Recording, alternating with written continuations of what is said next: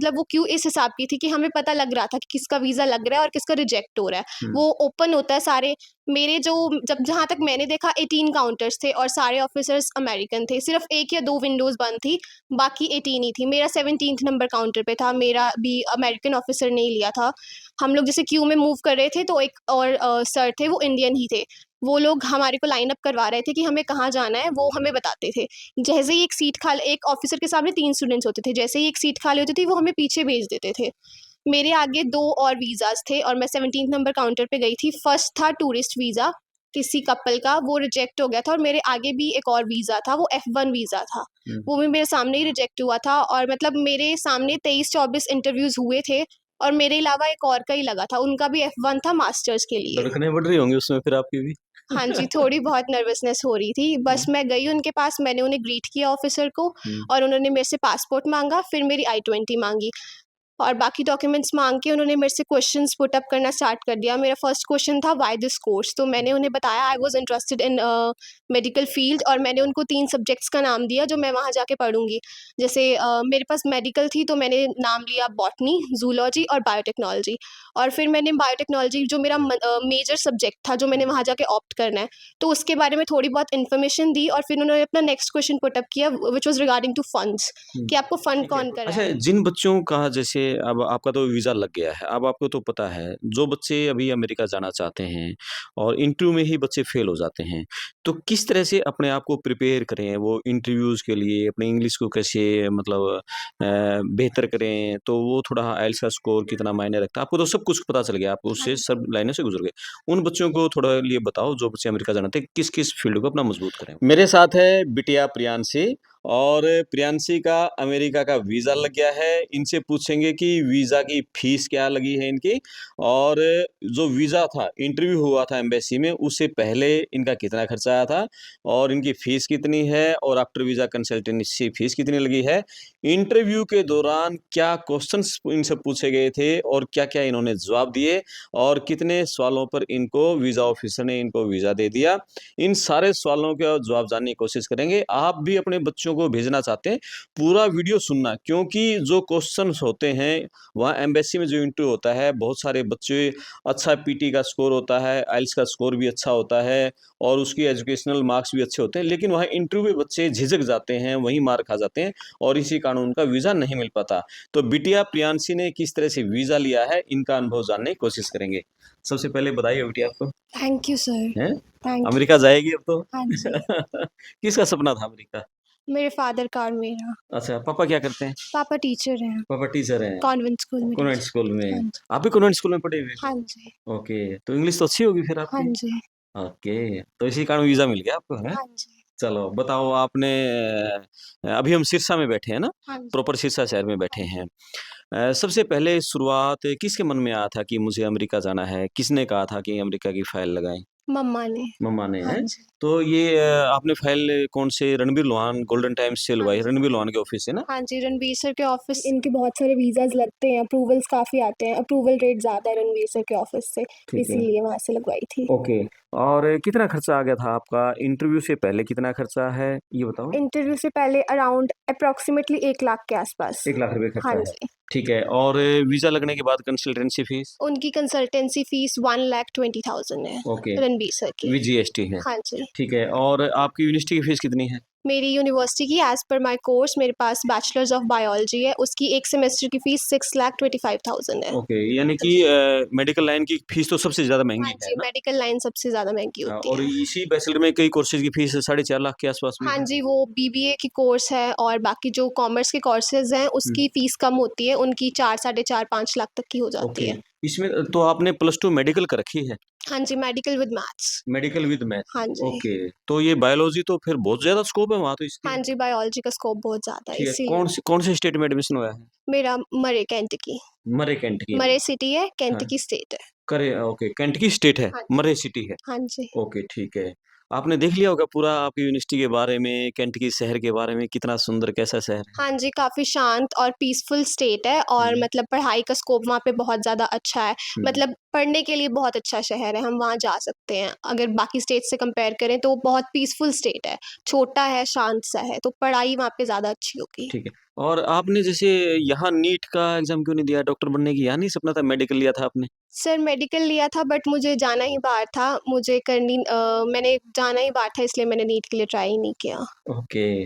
तो आगे इसमें बायोलॉजी में क्या स्कोप है फिर आगे जैसे अ, bachelor of science in biology हाँ करोगे जी, आप? Bachelors of science in biology करके काफ़ी सारी फ़ील्ड्स निकलती हैं, जैसे हमें कंपनीज़ में जॉब मिल सकती है, मेडिकल कंपनीज़ में, फार्मेसीज़ में हुँ, और जैसे इंस्टीट्यूट्स हो गए हैं हुँ। और उसके अलावा टीचिंग फ़ील्ड में जा सकते हैं, साइंटिस्ट बन सकते हैं, मतलब नंबर ऑफ़ कोर्सेज़ हैं जो हम ऑप्ट कर सकते हैं उसके बाद। ओके, हाँ जी। ठीक है और ये 4 ईयर का है आपका ना? हाँ जी, 4 इयर्स प्रोग्राम और है। वीज़ा कितने दिन का है?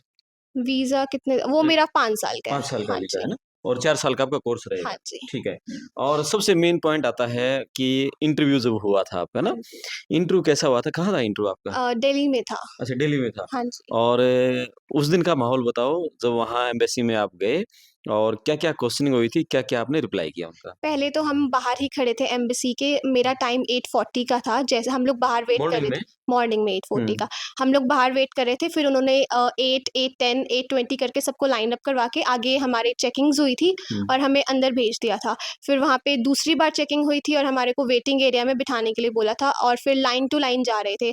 अंदर जाके हमारे पहले डॉक्यूमेंट्स चेक हुए थे, एम्बेसी के अंदर जाके, फिर हुँ, हम एक उसमें गए थे बिल्डिंग में। हुँ, वो प्रॉपर एम्बेसी थी वहाँ पे जहाँ इंटरव्यूज़ हो रहे थे, तो वहाँ पे हम लोग पहले गए थे, हमारे डॉक्यूमेंट्स चेक किए, फिर उन्होंने हमारे पासपोर्ट्स कलेक्ट करके हमारी बायोमेट्रिक ली, फिर हमारे को पासपोर्ट्स वापस भेज दिए थे और जो हमें फिर क्यू में खड़ा कर दिया था, मतलब वो क्यू इस हिसाब की थी कि हमें पता लग रहा था कि किसका वीज़ा लग रहा है और किसका रिजेक्ट हो रहा है। हुँ। वो ओपन होता है सारे मेरे जो जब जहाँ तक मैंने देखा 18 काउंटर्स थे और सारे ऑफ़िसर्स अमेरिकन थे, सिर्फ़ 1 या 2 विंडोज़ बंद थी, बाकी 18 ही थी। मेरा 17th नंबर काउंटर पे था, मेरा भी अमेरिकन ऑफ़िसर ने ही लिया था।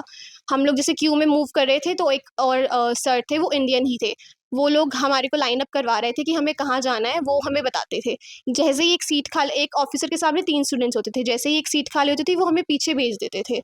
मेरे आगे 2 और वीज़ाज़ थे और मैं 17th नंबर काउंटर पे गई थी। फर्स्ट था टूरिस्ट वीज़ा, किसी कपल का, वो रिजेक्ट हो गया था और मेरे आगे भी एक और वीज़ा था, वो F1 वीज़ा था। हुँ। वो भी मेरे सामने ही रिजेक्ट हुआ था और मतलब मेरे सामने 23-24 इंटरव्यूज़ हुए थे और मेरे अलावा एक और का ही लगा था, उनका भी F1 था मास्टर्स के लिए। धड़कनें बढ़ रही होंगी उसमें फिर आपकी भी? हाँ जी, थोड़ी बहुत नर्वसनेस हो रही थी। बस हुँ, मैं गई उनके पास, मैंने उन्हें ग्रीट किया ऑफ़िसर को हुँ, और उन्होंने मेरे से पासपोर्ट माँगा, फिर मेरी I-20 माँगी। और बाकी डॉक्यूमेंट्स माँग के उन्होंने मेरे से क्वेश्चंस पुट अप करना स्टार्ट कर दिया। मेरा फर्स्ट क्वेश्चन था व्हाई दिस कोर्स? तो मैंने उन्हें बताया I was interested in medical field और मैंने उनको 3 सब्जेक्ट्स का नाम दिया जो मैं वहाँ जाके पढ़ूँगी। जैसे मेरे पास मेडिकल थी तो मैंने नाम लिया बॉटनी, ज़ूलॉजी और बायोटेक्नोलॉजी और फिर मैंने बायोटेक्नोलॉजी जो मेरा मेजर सब्जेक्ट था जो मैंने वहाँ जाके ऑप्ट करना है, तो उसके बारे में थोड़ी बहुत इन्फॉर्मेशन दी और फिर उन्होंने अपना नेक्स्ट क्वेश्चन पुट अप किया which was regarding to funds हुँ, कि आपको फंड कौन कर रहा है? तो मैंने उन्हें बोला माय फैमिली इज़ फंडिंग मी, फिर उन्होंने एक और क्वेश्चन पुट अप किया हू specifically in your family?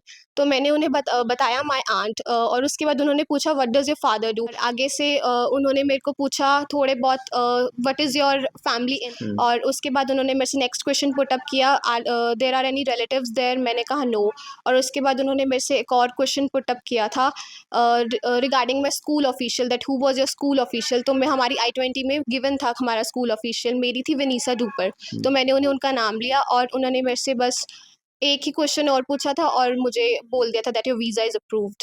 Okay. कई क्वेश्चन हो गए थे फिर आपसे हाँ तो है जी, ना? मेरे से 5-6 क्वेश्चन्स पूछे थे। हुँ। यानी वो स्टार्टिंग से ही इंटरेस्टेड था वीज़ा देने के लिए इसलिए क्वेश्चन पे क्वेश्चन हो रहे थे। हाँ जी, वहाँ पे उन्होंने मेरे से 5-6 क्वेश्चन्स पुट अप किए थे बट जिनके मैं देख रही थी रिजेक्ट कर रहे थे, उनसे सिर्फ़ 2 या 3 ही क्वेश्चन्स पुट अप हुए थे। ओके। हाँ जी। ठीक है। अच्छा जिन बच्चों का जैसे अब आपका तो वीज़ा लग गया है, अब आपको तो पता है, जो बच्चे अभी अमेरिका जाना चाहते हैं और इंटरव्यू में ही बच्चे फ़ेल हो जाते हैं, तो किस तरह से अपने आप को प्रिपेयर करें वो इंटरव्यूज़ के लिए, अपने इंग्लिश को कैसे मतलब बेहतर करें, तो वो थोड़ा आइल्स का स्कोर कितना मायने रखता है? आपको तो सब कुछ पता चल गया, आप हाँ उससे जी। सब लाइनों से गुज़र गए। उन बच्चों को थोड़ा लिए बताओ जो बच्चे अमेरिका जाना चाहते हैं, किस-किस फ़ील्ड को अपना मज़बूत करें वो?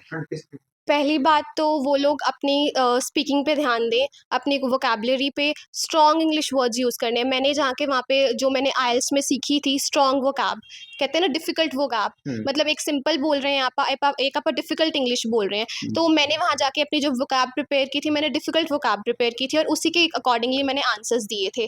मतलब अपनी वोकैब पे ध्यान देना, जो वर्ड्स हम इजीली बोल सकते हैं उसके दूसरे वर्ड्स ढूंढने विच आर मोर प्रोफिशिएंट, जो बहुत ज़्यादा डिफिकल्ट हैं।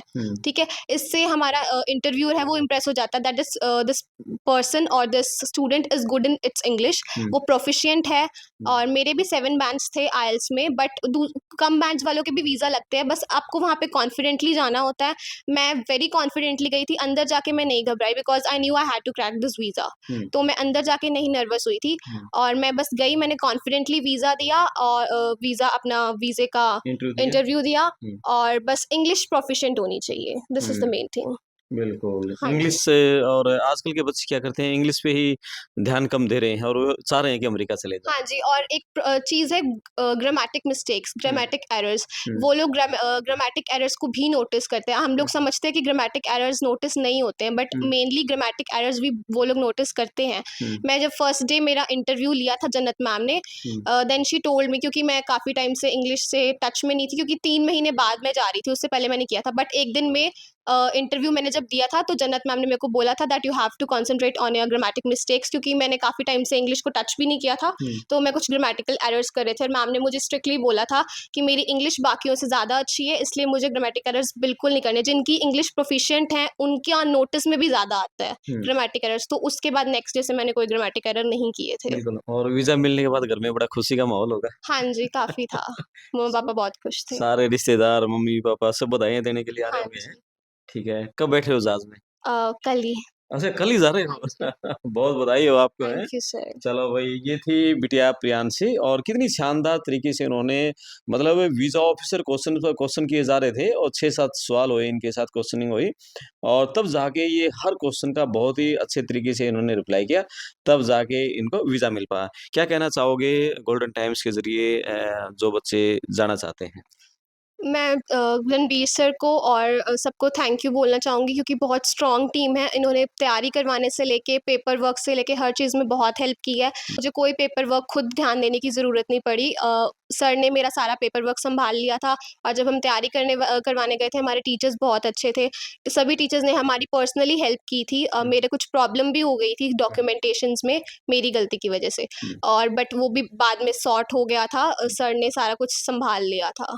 चलो बहुत बढ़िया और आप भी अपने बच्चों को अमेरिका भेजना चाहते हैं, तो नीचे पट्टी पर रणबीर लोहान जी के ऑफ़िस का कॉन्टैक्ट नंबर मिल जाएगा, आप उस कॉन्टैक्ट नंबर पर संपर्क करें और गोल्डन टाइम्स के ज़रिए कम से कम फ़ीस में अपने बच्चों को अमेरिका भेजें और बच्चा अमेरिका जाएगा, देश की आर्थिक महाशक्ति पूरी दुनिया की और अपने सपनों को पूरा करेगा, ऊँची उड़ान भरेगा और बिटिया की तरह एक अच्छे इंटरनेशनल लेवल की बहुत ही हाई यूनिवर्सिटी में बच्चा पढ़ेगा तो तरक्की बिटिया की भी होगी, परिवार की भी होगी, सबकी होगी ना? हाँ जी सर। ठीक है, बहुत धन्यवाद आपको। Thank you sir. Thank you, नमस्कार।